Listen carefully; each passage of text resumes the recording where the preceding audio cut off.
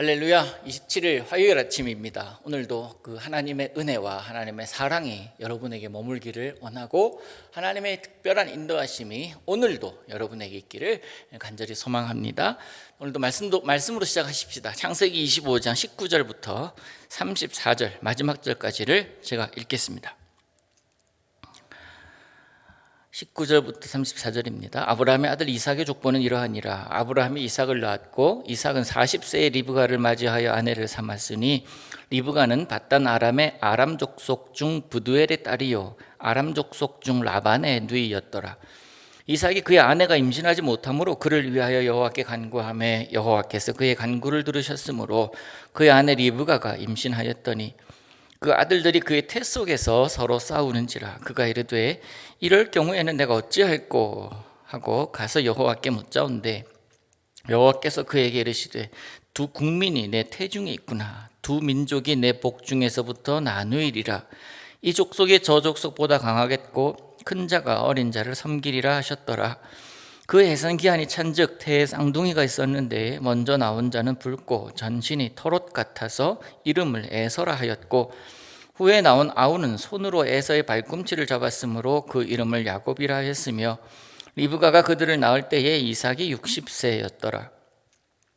그의 아들들이 장성함에 에서는 익숙한 사냥꾼이었으므로 들 사람이 되고 야곱은 조용한 사람이었으므로 장막에 거주하니 이삭은 에서가 사냥한 고기를 좋아하므로 그를 사랑하고 리브가는 야곱을 사랑하였더라. 야곱이 죽을 쏘았더니 에서가 들에서 돌아와서 심히 피곤하여 야곱에게 이르되 내가 피곤하니 그 붉은 것을 내가 먹게 하라 한지라. 그러므로 에서의 별명은 에돔이더라. 야곱이 이르되 형의 장자의 명분을 오늘 내게 팔라. 에서가 이르되 내가 죽게 되었으니 이 장자의 명분이 내게 무엇이 유익하리요. 야곱이 이르되 오늘 내게 맹세하라. 에서가 맹세하고 장자의 명분을 야곱에게 판지라. 야곱이 떡과 팥죽을 에서에게 주매 에서가 먹으며 마시고 일어나 갔으니 에서가 장자의 명분을 가볍게 여김이었더라. 아멘.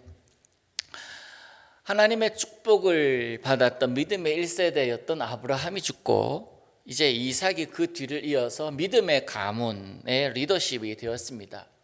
지난 시간에 우리가 아브라함의 아들들이 많이 있었잖아요. 그두라에서 또한 태생된 아이들도 많이 있었습니다. 그 아이들이 어떻게 되었는지에 대해서 잠시 나누었는데 이삭에 대해서는 11절에 딱 한 문장 나오잖아요. 아브라함이 죽은 후에 하나님은 그의 아들 이삭에게 복을 주셨고 그 한 문장입니다. 그 한 문장에 대한 내용이 지금 우리가 쭉 읽어 내려가는 그 내용들입니다. 이제 본격적으로 이삭의 이야기가 시작되는데 이삭의 시작은 이러하니라 라고 생각을 할 수가 있는 그런 말씀이 있지요. 19절에 보면 이삭의 족보는 이러하니라 라고 합니다. 근데 그 족보 가운데 이삭에 대해서 설명을 하기를 한 줄 딱 이야기합니다. 뭐라고 합니까? 19절에 보니까 아브라함이 이삭을 낳았고 이거예요. 족보를 설명할 다른 방법, 다른 문장이 동원되지 않습니다. 그냥 아브라함이 이삭을 낳았고 이것입니다. 이 말을 뒤집어서 생각해 보면 뭐겠습니까? 아브라함이 이삭을 낳았다라는 것은 이삭의 아버지가 아브라함이다라는 이야기예요. 아버지가 아브라함입니다. 그 아버지를 보면 아들을 우리가 생각할 수가 있잖아요. 지금은 좀 우리가 좀 다르게 판단할 수 있지만 그 당시에 아들이란 특별히 장자권을 가진 자란 그의 아버지의 그늘에서 많이 벗어나지 않습니다. 아버지가 하는 일을 하고 아버지가 살던 곳에서 살고 아버지가 돌아가시면 그 사는 곳에서 아버지의 그 무덤을 만듭니다. 아버지가 섬기는 신도 같이 섬깁니다. 그러니까 이삭이 아브라함의 아들이다. 아브라함이 낳았다. 다시 말해서 이삭의 아버지가 아브라함이다라는 사실은 이 모든 것을 아버지가 하던 그 모든 것을 이어받은 자다라는 그런 뜻을 담아놓고 있습니다. 그런 이삭이 40세에 리브가를 맞이해서 아내를 삼았답니다. 당시 나이가 40세라고 한다면 좀 늦은 감이 있습니다만 그런데 게다가 그동안 아이가 생기질 않아요. 하나님께서 아이를 순풍순풍 낳게 해주셔서 그 민족들로 번성하게 눈으로 보이게 하셨다면 하나님의 언약의 백성, 하나님의 약속을 품고 살아가기에 그나마 좀 쉬웠을 것인데, 아브라함 100세 때 이삭을 낳았잖아요. 이 이삭도 역시 마찬가지로 40에 결혼을 했는데 나중에 가면 60에 이 아이들을 얻게 되거든요. 그동안에 이삭이 기도를 하잖아요. 여호와께 간구했다라고 성경은 기록하고 있습니다. 어떤 방식으로 했는지는 기록이 되어 있지 않지만 여호와께 간구했고 하나님께서 그 간구를 들으셔서 이삭으로 하여금 또 리브가로 하여금 아이를 낳게 하십니다. 그게 나이가 60이에요. 임신했습니다. 한 명 임신하는 것도 감사하고 벅찬데 쌍둥이를 임신했습니다. 아들 쌍둥이입니다. 그렇게 나온 아들들이 에서와 야곱입니다. 근데 그 아들들이 이 태생적으로 사이가 안 좋습니다. 엄마 뱃속에서 이 녀석들이 막 싸웁니다. 그 싸우는 것을 이 이삭 입장에서는 어떻게 해야 될지를 알지 못하는 거예요. 그래서 하나님께 기도합니다. 어떻게 해야 됩니까? 하나님 그랬더니 이 두 국민이 이 뱃속에서 싸우고 있구나. 그렇게 하나님께서 말씀해 주시죠. 참 어렵게 낳았고 어렵게 키웠을 것 같습니다. 이런 말을 합니다. 아들이 둘이면 엄마가 깡패가 된다. 아들 셋이면 엄마가 조폭이 된다. 참 힘들기 때문에 엄마가 그렇게 엄마이지만 아이들에게 험한 말 할 수도 있고, 또 아이들이 얼마나 또 나안하게 큽니까? 아이들이 그렇게 어릴 적에 클 때는요.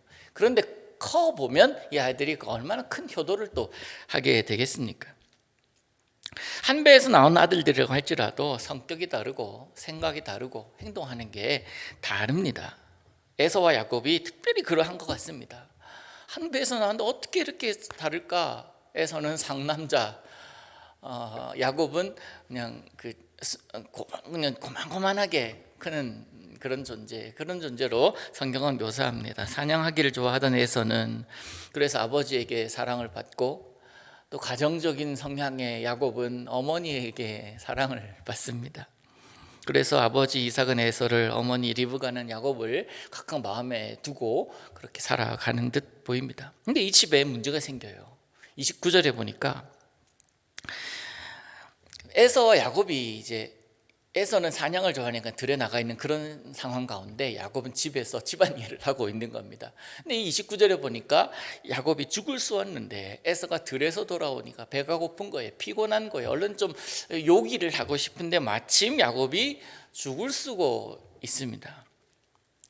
근데 우리가 쭉 읽었잖아요. 어떻게 됩니까? 장자의 고난이 무슨 의미가 있냐? 이 배고픈데 죽을 것 같은데. 에서의 말이 틀린 말은 아닙니다. 장자의 고난이 무슨 의미가 있겠나? 그래서 이 장자의 명분을 쭉 한 그릇에 팔아버립니다. 이 야곱은 얼마나 영악하다고 해야 되나요? 영악한지 이 장자의 명분이 무엇인지를 알기 때문에 맹세해라. 그래 내가 준다. 맹세합니다. 그래서 팔아버리죠. 성경은 이 에서의 행동을 뭐라고 표현하냐면 마지막 절 34절에 보면 장자의 명분, 에서가 장자의 명분을 가볍게 여김이었더라 라고 표현하고 26장을 끝냅니다. 가볍게 여겼다. 서로 좋은 것을 차지하려는 욕심은 갈등을 일으킬 수밖에 없습니다. 그것을 취하고 있는 자와 취하려고 하는 자 간의 갈등, 그래서 지키려고 하는 자와 빼앗으려고 하는 자의 그런 다툼은 분명히 있을 수밖에 없습니다. 이것은 개인과 개인뿐만 아니라 사회와 사회가 그렇고 나라와 나라 간에 그렇습니다. 조금 더 보면 우리 사업하시는 분들, 회사와 회사, 기업과 기업 간의 관계도 그런 것 아니겠습니까? 선의의 경쟁을 통해서 함께 성숙해 나가면은 또 성장해 나간다면 좋겠지만, 그 근저에 욕심이 있다면, 빼앗고자 하는 욕심으로 가득해 있다면, 그러면서 내가 유익을 받고자 하는 그런 것이 있다면 서로를 파괴하게 됩니다. 장자가 되고 싶어하는 욕망으로 야곱은 형 에서에게 있었던 그 권한을 빼앗습니다. 여러분, 그렇다고 그 권한을 빼앗았다고 해서, 둘이 그렇게 맹세하고 했다고 해서 그 장자가 이렇게 넘어갑니까? 장자권의 중요성이 뭐냐라는 거예요. 왜 장자? 큰아들이다. 아버지가 가지고 있는 유산을 다 가지는 것이 장자였기 때문에 그런 것일 수도 있지만, 그런데 야곱이 야곱이 장자의 권한을 빼앗으려고 했던 이유가 뭐냐면 아버지가 가지고 있는 복의 권한이에요. 축복할 수 있는 권한입니다. 나중에 어떻게 됩니까? 내가 야곱에게 복을 줄 수 있는 거 다 줬다라는 거예요. 그 고백을 하거든요, 이삭이요. 27장에 가면 그런 이야기를 또 합니다. 둘이 이 어머니 뱃속에 있을 때부터 싸우더니 태어나서도 그럽니다. 이 모습을 보는 부모 입장은 굉장히 힘들었을 거예요. 게다가 형인 에서는 사냥을 좋아하기에 어찌 보면 덩치가 좀 야곱보다 더 있지 않았을까. 그리고 막 붉은 그 털도 많고 그러니까 정말 사냥꾼 같은 그런 기질, 그런 육체로 태어난 것 같습니다. 그래서 힘에서 이 야곱은 형을 이길 수가 없었을 거예요. 뱃속에서, 생각입니다만 뱃속에서 태어날 때도 에서가 먼저 태어났기 때문에 이거 형이라고 인정받는 것은 뱃속에서의 먼저 나오겠다고 하는 그 싸움을 에서가 이겼기 때문에 그런 것은 아닐까 하는 생각도 말씀을 읽으면서 문득 해보았었습니다. 여튼 간에 야곱은 이 에서의 장자권을 쭉 한 그릇에 뺏어버리잖아요.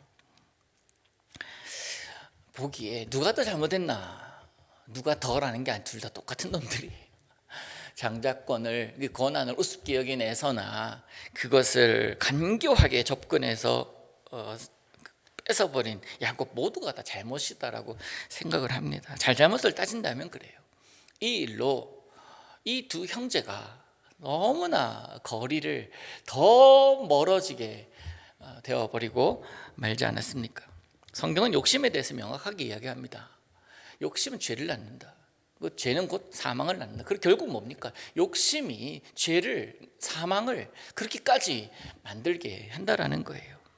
형제 간의 과도한 욕심뿐만 아니라 내가 지금 누리고 있는 것, 바라고 있는 것, 원하는 것 이상으로 무언가를 욕심내, 그 근저에 욕심이 있을 때 그때 문제가 생깁니다. 여러분, 내가 서 있는 그곳에서 내가 가지고 있는 욕심, 욕망, 그리고 추구하려고 하는 무언가 때문에 사람들에게, 누군가에게 아픔을 주거나 피해를 주고 있는 것은 없는지 한번 생각을 해볼 필요가 있습니다. 특별히 믿음의 사람은 더 그렇습니다. 내어주는 것이 습관이 되어야 합니다. 그래, 네가 행복하다면, 그래, 나도 필요하지만 너도가 필요하다면, 이러면서 넉넉한 마음. 그러면요, 그 빈 것이 보이잖아요. 그 빈 것은 하나님의 채우심을 경험하는 게 우리 믿음의 사람 아닙니까? 이게 바로 믿음의 사람의 모습이라고 믿습니다. 오늘 여러분의 삶을 그래서 진지하게 한번 돌아보시기를 바랍니다. 여러분과 혹 서먹서먹하게 되어버린 관계의 사람들을 생각해 보시기를 바랍니다.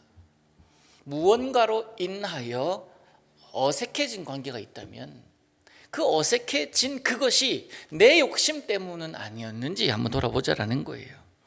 만약에 나에게 1%의 문제라도 보이고 이것이 나의 욕심 때문에 그랬다라고 한다면 예수님의 이름으로 나아가서 용서를 구하는 것이 마땅한 것입니다. 그리고 혹시나 그런 마음을 가지고 다가온 사람이 있다면 그 외면하지 마시기를 바라요. 손잡아줘야죠. 관계 회복을 위하여 왔는데, 이것은 예수님의 모습인데, 예수님께서 하나님과 우리와의 관계, 그 끊어진 관계를 회복하기 위해서 우리에게 오셨던 것처럼 그렇게 손 내밀고 오는데 그 손을 뿌리치는 것은 너무나 좋지 않은 모습 아니겠습니까? 우리 예수 믿는 사람들입니다. 예수 믿는 사람다운 모습이 오늘 우리에게도 있어야 할 줄로 믿습니다. 하나님께서 오늘 여러분들과 함께 하시면서 하나님의 사람으로서 살아가는 것이 어떤 것인지를 머릿속으로 또 우리 마음속으로 인사이트를 주실 것입니다. 그 음성을, 그 하나님의 임재를 거절하지 마시고 그 하나님과 동행하며 하나님의 뜻대로 준행하며 살아가는 여러분 되시기를 우리 예수님의 이름으로 축복합니다. 기도합니다. 하늘에 계신 우리 아버지여, 이름이 거룩히 여김을 받으시오며 나라의 임하옵시며 뜻이 하늘에서 이룬 것 같이 땅에서도 이루어지이다. 오늘날 우리에게 일용할 양식을 주옵시고 우리가 우리에게 죄 지은 자를 사하여 준 것 같이 우리 죄를 사하여 주옵시고 우리를 시험에 들게 하지 마옵시고 다만 악에서 구하옵소서. 대개 나라와 권세와 영광이 아버지께 영원히 있사옵나이다. 아멘.